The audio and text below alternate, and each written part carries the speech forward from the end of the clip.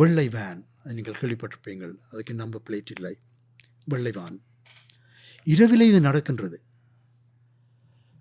அந்த வேனிலிருந்து சில பேர் முகமூடி போட்டுக்கொண்டு உள்ளுக்கு போவார்கள் ஆயுதங்களோடு. ஒரு சத்தம் வரக்கூடாது என்று கட்டளை. ஒரு தரம் சத்தம் போட இயலாது. சில பேரை பிடித்து கொண்டு வேனுக்குள்ளே அப்படியே போட்டுருவாங்க. அவ்வளவுதான், அவ்வளவுதான். அவருக்கு என்ன நடந்தது என்று தெரியாது. இப்படி பல பேர் காணாமல் ஆக்கப்பட்டனர். சில வேளைகளில் சில உடல்களை வீதியோரங்களில் எறிந்திருந்தார்கள். கண் தோண்டப்பட்டு, கைகால் உடைக்கப்பட்டு, கொல்லப்பட்டு. எஞ்சியவர்கள் எங்கு போனார்களோ தெரியாது. அப்படியான ஒரு பயங்கரமான சூழல், பயங்கரமான சூழல்.